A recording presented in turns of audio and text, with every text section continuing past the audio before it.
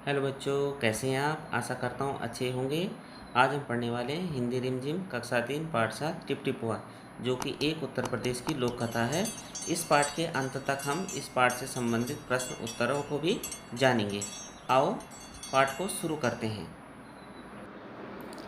Tip टिपुआ, यह उत्तर प्रदेश की लोक कथा है। आओ शुरू करते हैं। एक थी बुढ़िया, उसका एक पोता था। पोता रोज रात में सोने से पहले दादी से कहानी सुनता। दादी रोज उसे तरह तरह की कहानियाँ सुनाती।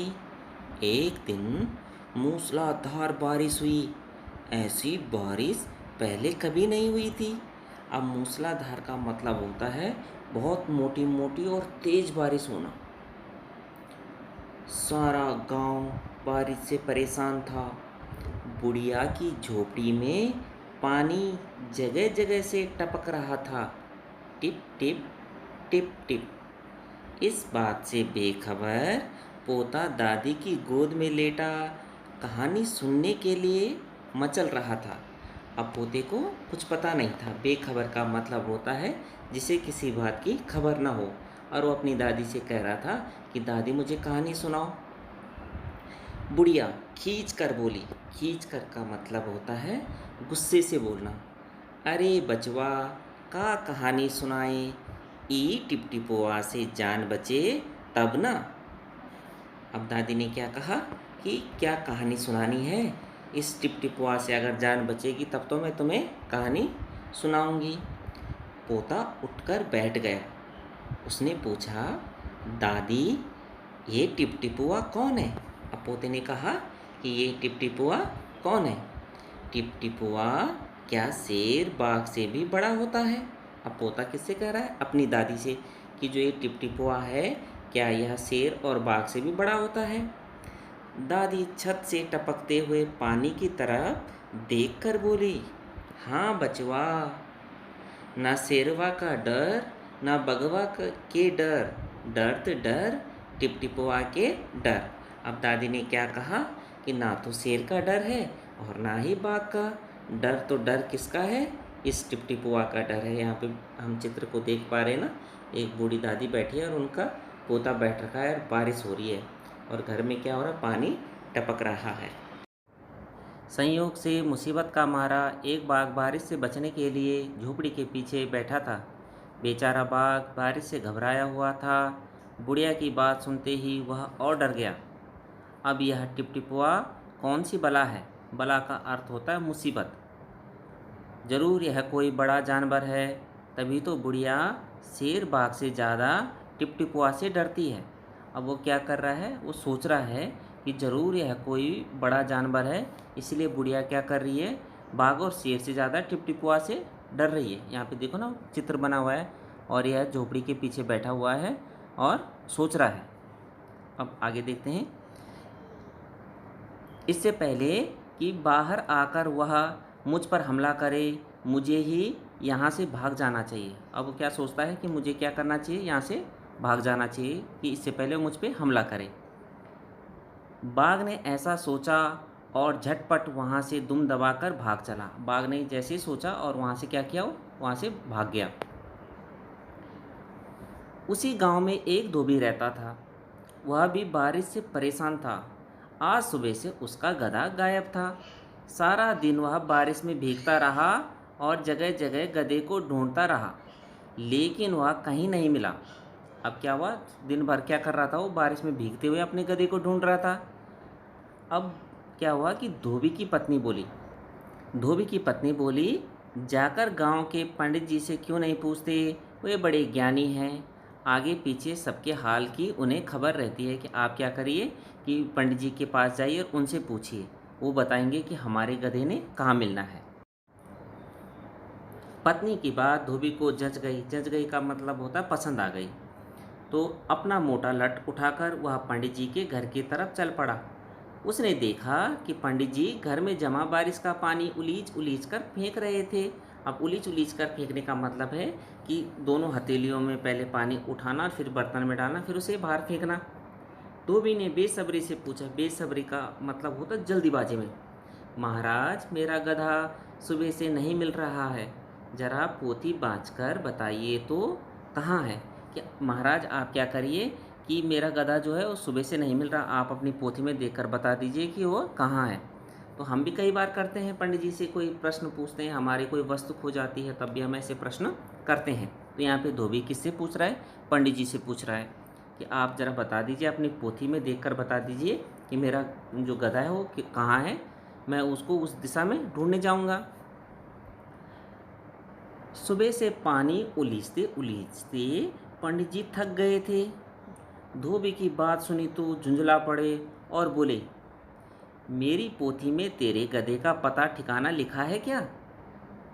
जो आ गया पूछने, अरे जाकर ढूंढ उसे किसी गढ़ई पोखर में। अब पंडित जी ने क्या किया, उनको गुस्सा आ गया क्योंकि वो सुबह से परेशान थे, उस पानी को बाहर फेंकते फेंकते।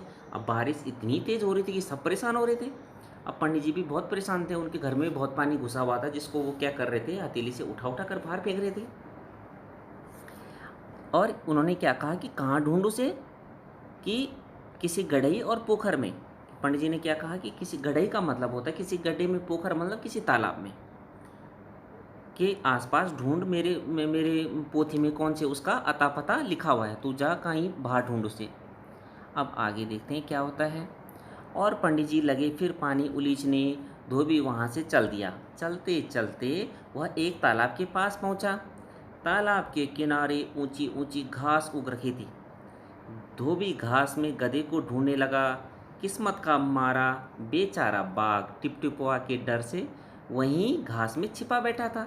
अब जो बाघ था वो किसके डर से, टिपटिपुआ के डर से उसी घास में बैठा हुआ था।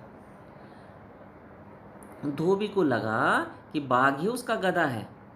उसने आओ देखा ना ताव और लगा बाघ पर मोटा लट बरसाने। उसने क्या, बिल्कुल बिना सोचे समझे, बिना देखे कि ये क्या है, मतलब मेरा गधा है कि नहीं, और उसने बिना सोचे समझे, आओ देखा ना ताव का मतलब है बिना सोचे समझे क्या कर दिया, बाघ पर हमला कर दिया। और बेचारा बाघ इस अचानक हमले से एकदम घबरा गया, वो एकदम डर गया। उसने कहा यार ये क्या है, ये एकदम से इतना तेज जो हमला हुआ, उसको समझ में नहीं आ रहा था कि क्या हो रहा है। बाघ ने मन ही मन सोचा, लगता है यही टिपटिपुआ है, आखिर इसने मुझे ढूंढ ही लिया।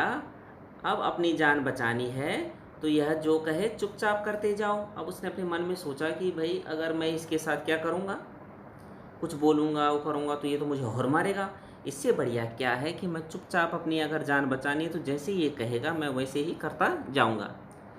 अब देखो धोबी क्या कहता है, आज तूने बहुत परेशान किया है, मार मार कर मैं तेरा कचूमर निकाल दूंगा। मतलब मैं तुझे इतना मारूंगा कि तेरा क्या कर दूंगा, कचूमर निकाल दूंगा। ऐसा कहकर धोबी ने बाघ का कान पकड़ा और उसे खींचता हुआ घर की तरफ चल दिया। अभी देखो यहाँ पे धोबी है और वो क्या कर रहा है, बाघ का कान पकड़कर उसको क्या कर रहा है, खींच रहा है और घर की तरफ जा रहा है। बाघ बिना चूं चपड़ किए भीगी बिल्ली बना धोबी के पीछे चल दिया। अब बाघ ने क्या किया, कुछ नहीं बोला, ना चूं चपड़ कुछ नहीं किया। भीगी बिल्ली माने बिल्कुल डरा हुआ किसके पीछे चलने लगा, धोबी के पीछे चलने लगा।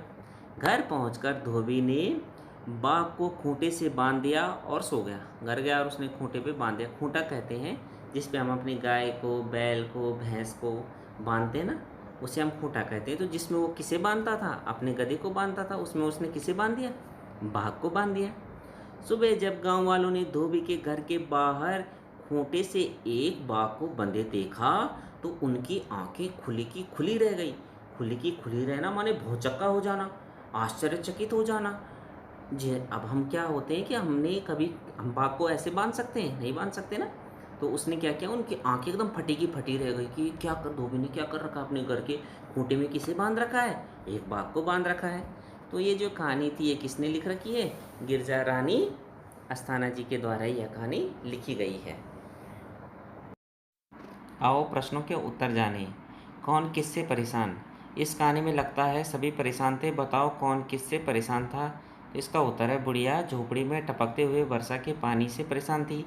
शेर जोरदार वर्षा और टिपटिपुआ से परेशान था।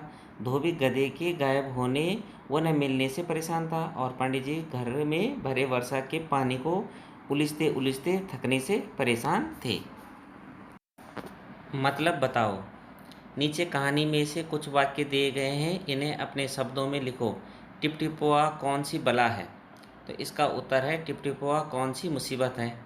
पत्नी की बात धोबी को जच गई। पत्नी की बात धोबी को पसंद आ गई। बाघ बिना चूं चपट किए भीगी बिल्ली बना धोबी के पीछे पीछे चल दिया। तो इसको हम लिख सकते हैं बाघ बिना कुछ किए बगैर शांति से धोबी के पीछे पीछे चल दिया। जरा पोथी बाँच कर बताइए वह कहाँ है? तो इसको हम लिख सकते हैं जरा पोथी देखकर बताइए वह कहाँ है। याद करो तो। पोता दादी की गोद में कहानी सुनने के लिए मचल रहा था। तुम किन किन चीज़ों के लिए मचलते हो?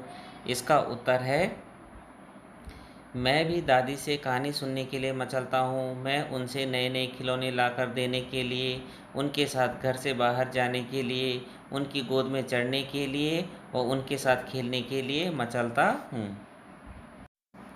कौन है टिपटिपुआ? हाँ बचवा, न शेरवा का डर न बगुआ के डर, डर डर टिपटिपुआ के डर। तुम्हारे घर की बोली में इस बात को कैसे कहेंगे? तो इसका उत्तर है हाँ बेटा, मुझे न शेर का डर है और ना ही बाघ का डर है, मुझे तो बस इस पानी से टपकने का डर है। आगे है कहानी में टिपटिपुआ कौन था? तुम किस किस को टिपटिपुआ कहोगे? तो इसका उत्तर है इस कहानी में टिपटिपुआ झोपड़ी से टपकता हुआ वर्षा का पानी है। हम धोबी और उसके मोटे लट्ठे को भी टिपटिपुआ कहेंगे। बारिश। यह कहानी एक ऐसे दिन की है जब मूसलाधार बारिश हो रही थी। अगर मूसलाधार बारिश की बजाय बूंदाबांदी होती तो क्या होता? यदि उस रात बूंदाबांदी होती तो इसका उत्तर है बुढ़िया की झोपड़ी में पानी नहीं टपकता। वह रात को दादी अपने पोते को कहानी सुनाती। बाघ वर्षा से घबराकर जंगल से झोपड़ी के पीछे नहीं छिपता और ना ही धोबी का गधा खोता और ना ही पंडित जी अपने घर से पानी उलीच उलीच कर थकते। धोबी अपने गधे को ढूंढते हुए बाघ के पास पहुंचता और ना बाघ को अपना गधा समझता। इस तरह कहानी ही नहीं बनती। तरह तरह की आवाज़ें, पानी के टपकने की टिप टिप टिप टिप आवाज़ आ रही थी। सोचो और लिखो ये आवाज़ें कब सुनाई पड़ती हैं?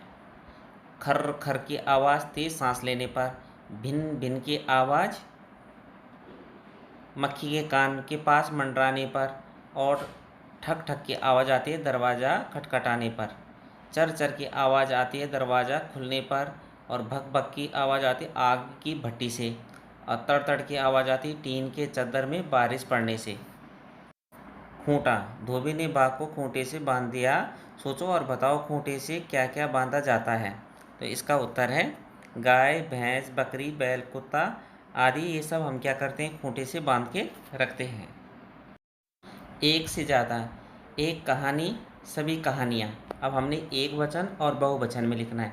तो एक वचन में कहानी और बहुवचन में कहानियाँ। जैसे एक तितली कई तितलियाँ, एक बकरी 10 बकरियाँ, एक चूड़ी ढेरों चूड़ियाँ और एक खिड़की 4 खिड़कियाँ।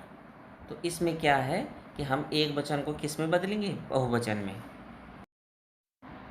वीडियो को देखने के लिए आपका धन्यवाद। Please like and subscribe, bell icon को दबाना न भूलें।